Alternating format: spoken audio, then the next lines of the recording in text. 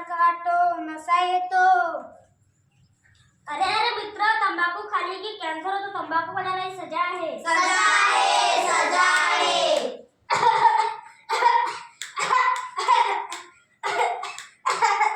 खोकल ना खोकल।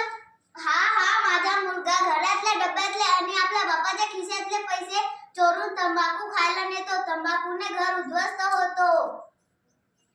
तंबाखू म्हणजे cancer, cancer, cancer, cancer, cancer, cancer.